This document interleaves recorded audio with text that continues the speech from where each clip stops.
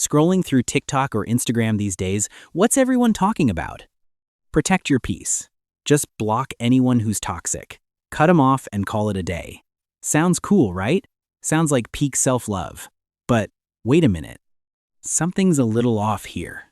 Like, if someone's abusive, gaslighting you, constantly hurting you, yeah, cutting them off is a no-brainer. But real talk? Most of the time, we're not blocking people because they're actually evil. It's just because we're tired. We're exhausted, overwhelmed, stressed out, so we take the easy way out, run away, and label the whole world toxic. And the price tag: isolation. Psychology already proved it. Humans are not wired to be loners. Shutting all your doors doesn't bring you peace. It just makes you lonely. So, the real question is this: how do you protect your peace without pushing everyone out of your life? Here's a few things psychology suggests. 1. Just because you have a disagreement doesn't mean they're toxic. Social media has made us way too soft. A friend didn't wish you a happy birthday exactly on time? Toxic. Your parents nag you a bit when you come home late from work? Toxic. Blocked. But real life is so much more complicated than a smartphone screen. Look, everyone has bad days. Your best friend might act a little careless today because their boss just chewed them out. Your partner might say the wrong thing because they're stressing out over this month's rent. Don't mix up imperfect behavior with a toxic personality. They are not the same thing. Unless they are intentionally tearing you down day in and day out, if it's just minor friction, drop the ego, adjust your expectations, or honestly, just have a straight-up conversation.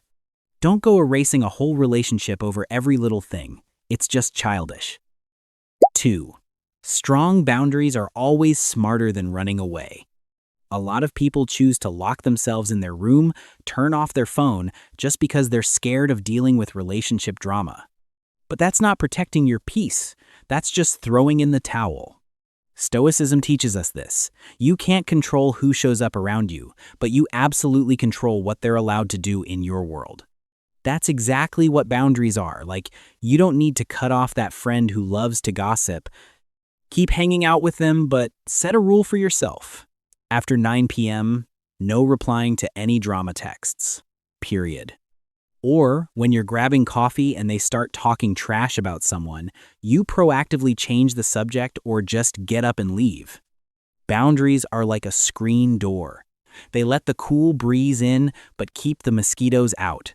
You stay connected, but you stay safe. 3. You are not a 24/7 emotional rescue hotline. This is the ultimate death trap for people pleasers. You always feel guilty if you don't text back instantly. You stay up until 2 a.m. listening to a coworker rant about their ex, even though you have a massive meeting tomorrow morning. Let me give you a harsh reality check. You don't have the capacity, and you sure as hell don't have the obligation to carry the weight of the whole world's emotions. Psychology calls this emotional overload. Caring about others is fine, but loving yourself is the foundation. When you're running on empty, you can't help anyone. Next time someone tries to dump their emotional trash on you when you're already exhausted, learn to say this short, polite, but firm: "I'm really sorry you're going through this, but I just don't have the bandwidth to listen right now. I need some space for myself today." You're not being selfish. You're just surviving. 4. Set up levels of access. Think of your life like a house.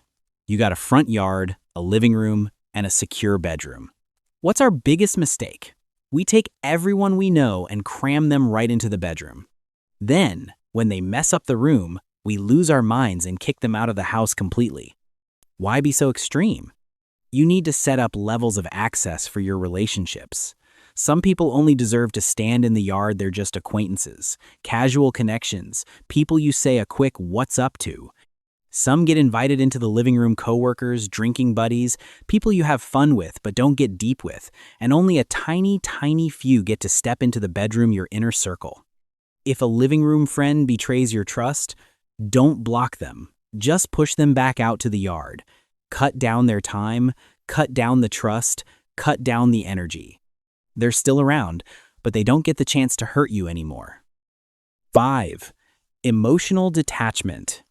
When someone throws a harsh piece of criticism your way, what's your gut reaction?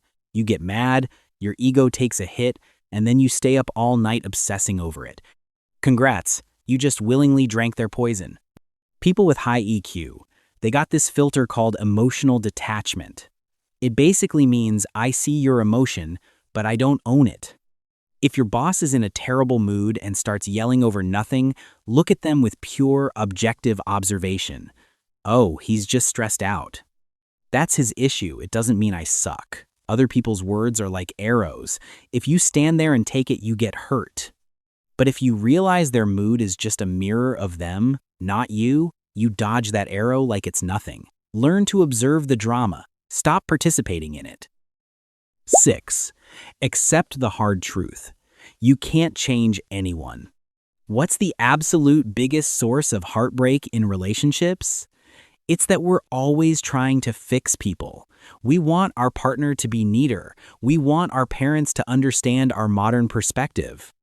We want our best friend to stop acting so toxic. And the result? Failure, burnout, pure frustration. Listen to me.